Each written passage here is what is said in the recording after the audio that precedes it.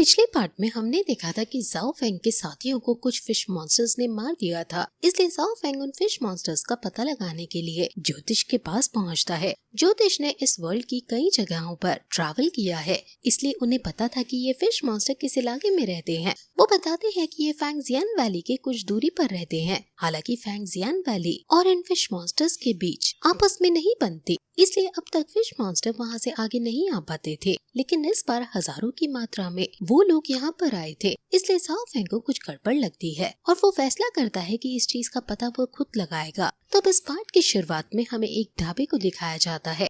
ये ढाबा फैंगजियान वैली से कुछ दूर आगे पड़ता है। असल में जो ट्रैवलर्स वहाँ से गुजरते हैं वही यहाँ पर रुकते हैं। तो अभी ऐसे ही दो ट्रैवलर्स इस ढाबे पर आ रहे थे। अभी इतनी ज्यादा रात नहीं हुई है, लेकिन फिर भी वहाँ का मालिक उस ढाबे को बंद कर रहा था।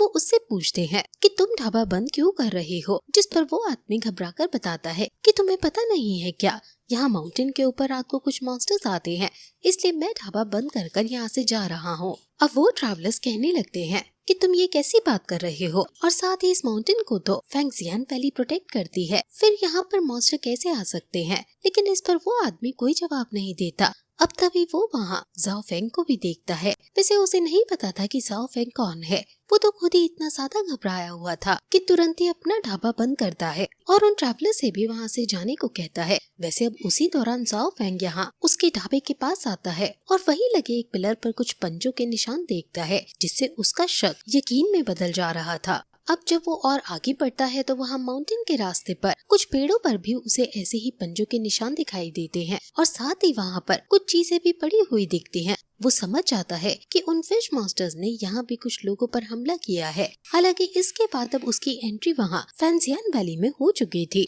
अभी दूसरी तरफ हम देखते हैं कि ली भी अब वहाँ वेस्टर्न स्वाम्प से लौटकर वापस आ चुका है, इसलिए सभी लोग उसके लौटने से खुश थे। दूसरी तरफ जाओ फेंग खुद से कह रहा था कि मुझे यहाँ थोड़ा देखकर रहना होगा, क्योंकि अगर इन्हें पता चला कि एक डेमन सेक्ट का मेंबर यहाँ आ गया है तो इससे पूरी वैली में ये बात फैल जाएगी। वैसे अब वो चुपचाप आगे बढ़ता जा रहा है। तभी वो एक घर की तरफ आता है जहाँ कुछ लोग बातें कर रहे थे।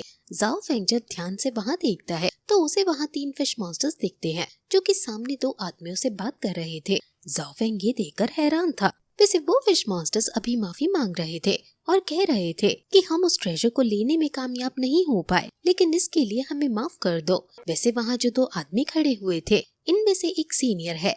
जाओ फेंग सोचता है कि ये शायद इसी वैली का कोई एल्डर होगा और वहाँ दूसरा वाला भी इसी वैली का एक मेंबर है, क्योंकि जाओ फेंग ने उसके कपड़े देख लिए थे। अभी वो दूसरा वाला कह रहा था कि मास्टर, हमारी गलती ये है कि हमने उस ट्रेजर की बात को सीक्रेट नहीं रखा, हमने गलती कर दी और वो बात फैल गई। इस वजह से वहाँ पर और कई सारे कल्टीवेटर आए, वरना हमारे लिए उसे लेना आसान था। अभी जाओ फेंग उनकी बात ध्यान से सुन रहा था। उसे जानने को मिलता है कि इन लोगों को उस ट्रेजर के बारे में बहुत ज्यादा नॉलेज है और वो उस ट्रेजर को हेवनली एम्परर का ब्लैक स्टोन कहकर बुला रहे हैं। वैसे जब वो दूसरा वाला आदमी उस पहले वाले आदमी को मास्टर कहकर बुलाता है तो जाओ फेंग ये सुनकर हैरान हो जाता है। वो कहता है कि ऐसा कैसे हो सकता है कि खुद वैली मास्टर फिश मॉन्स्टर के साथ मिला हुआ है। वी अभी यहाँ पर वो दूसरा वाला आदमी किसी का नाम लेते हुए कहता है कि हमें जल्द से जल्द इन्हें जवाब देना होगा। इस पर वो पहले वाला आदमी जिसका नाम शेंग है वो कहता है कि ठीक है, 3 दिन के अंदर उसे जवाब पहुंच जाना चाहिए। इसके बाद अब वो फिश मॉन्स्टर वहाँ से चला जाता है। वैसे शेंग अभी उन फिश मॉन्स्टर से बहुत ही ज्यादा गुस्सा था, लेकिन उसी दौरान उसे बाहर से एक आवाज सुनाई देती है, जिसके बाद वो दोनों समझ जाते हैं कि कोई उनकी बात सुन रहा था। वो तुरंत बाहर की तरफ हमला करता है, पर जब वो बाहर आता है तो वहाँ पर उसे कोई नहीं दिखता। अब जब वो आसपास देख रहा था तभी अचानक से उसे कुछ दूर एक एनर्जी दिखाई देती है। अब वो वहीं जाने लगता है। वैसे उस जगह पर हम देखते हैं कि अभी जिन थे, जिन असल में ज्योतिष से इस जगह का पता लेकर आ गई थी और अभी वो कुछ फिश मॉन्स्टर से फाइट कर रही है। हालांकि वो उन सभी को बहुत आसानी से हरा देती है, पर अब जब वो उन फिश मॉन्स्टर्स के ग्रुप के लीडर पर हमला करने वाली थी उसी दौरान वहाँ पर शेंग आ जाता है और अपनी तलवार से जिन के अटैक को रोक देता है। जिन कहती है कि अच्छा, तो लगता है तुम्हें पता चल गया। ये सुनकर शेंग हैरान था। वो जिन से पूछता है कि तुमने वहाँ पर क्या सुना, जिस पर जिन कहती है कि ज्यादा कुछ नहीं, मेरे अभी भी बहुत सारे डाउट्स हैं, क्या तुम उन्हें क्लियर करोगे। वैसे इतना कहकर वो यहाँ शेंग पर हमला कर देती है और उन दोनों में लड़ाई होना शुरू हो जाती है। अभी वैसे तो जिन बहुत पावरफुल है, लेकिन शेंग भी कुछ कम ताकतवर नहीं है। उसके अटैक भी बहुत पावरफुल थे और उसकी स्पीड भी बहुत तेज थी। वैसे इन दोनों की लड़ाई में वो फिश मॉन्स्टर वहाँ से दूर हटने की कोशिश कर रहा था। अभी यहाँ जिन ये बात जानती थी कि वो ज्यादा देर तक यहाँ पर लड़ नहीं सकती क्योंकि वो अपने इलाके में नहीं है, और अगर उसने यहाँ ज्यादा देर तक खुद को रोका तो जल्द ही फेंगजियान वैली से बाकी गार्ड्स भी यहाँ पहुँच जाएंगे। इसलिए वो कोशिश कर रही थी कि वो वहाँ से दूर हट पाए। हालांकि शेंग उसे जाने नहीं दे रहा था, इसलिए अब जिन किसी तरह उससे लड़ते हुए थोड़ा पीछे हटकर पेड़ों में कहीं गायब हो जाती है। वैसे अभी शेंग को नहीं पता था कि वो किस डायरेक्शन में गई है, पर तभी वहाँ पर उसका एक गार्ड आता है। वो शेंग की मदद करने के लिए आया था। हालांकि अब शेंग तुरंत ही वहाँ से हवा में आ जाता है जिसे वो थोड़ा दूर तक देख पाए, लेकिन फिर भी जिन का कहीं नामो निशान नहीं था। अब वो वहाँ से जाने लगा था। वो गार्ड कहता है कि आप कहाँ जा रहे हो, तो इस पर शेंग कहता है कि मुझे किसी भी तरह उसे ढूंढना होगा। ना जाने उसने मेरी कौन सी बात सुन ली है। इसके बाद वो वहाँ से चला गया था। इसलिए अब सीन चेंज हो जाता है। हम यहाँ जाओ फेंग को देखते हैं और अभी वहाँ उसके पास जिन भी बैठी हुई थी। वैसे जाओ फेंग ने ही जिन को सिचुएशन से बचाया है, लेकिन अब वो जिन से पूछता है कि आखिर तुम उन पर हमला क्यों कर रही थी, तुम्हें पता ही होगा कि तुम फंस भी सकती थी। इस पर जिन कहती है कि उन फिश मॉन्स्टर्स ने मेरे साथियों को मारा था, और वैसे भी उन्होंने तो तुम्हारे साथियों को भी मारा है, इसलिए तुम्हें तो खुश होना चाहिए कि मैंने उनसे बदला लिया। वैसे अभी वो जिस जगह पर छुपे हुए थे वहाँ से बाहर आते हैं। जाओ फेंग अभी जिन की तारीफ करते हुए कह रहा था कि मानना पड़ेगा, तुम्हारे अंदर बहुत हिम्मत है, तुम यहाँ के मास्टर से फेस टू फेस फाइट करने को भी तैयार थी।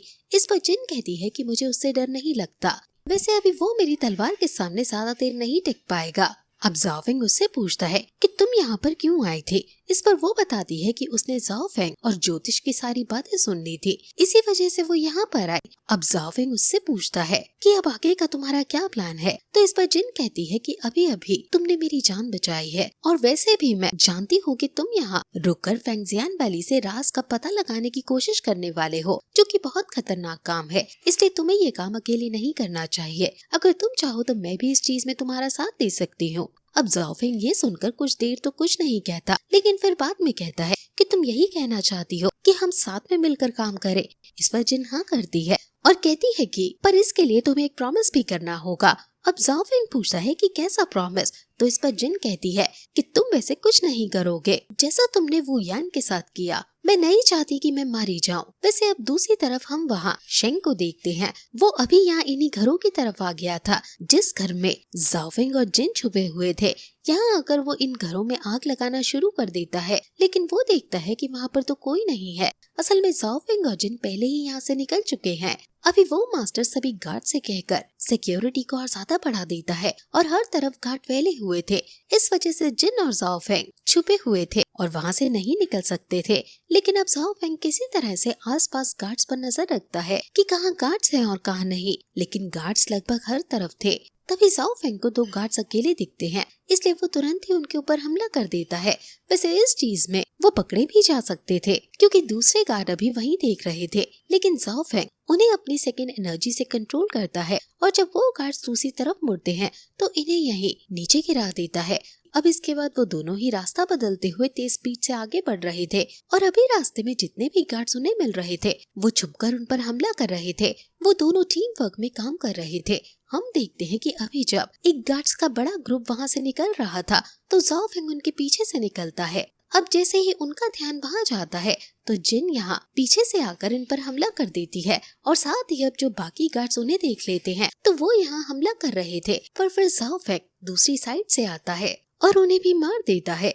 इसके बाद अब वो दोनों वहाँ से फिर से अंदर की तरफ बढ़ गए थे, लेकिन उसी दौरान जाओ फेंग को पता नहीं चलता और वो एक खास बैरियर के अंदर कदम रख देता है, जिसके आगे बढ़ते ही वहाँ जो घंटियां लगी हुई थी वो बजने लगती हैं और इससे वहाँ हर किसी को पता चल जाता है कि कोई घुसपैठिया उनके बैरियर को पार करने की कोशिश कर रहा है।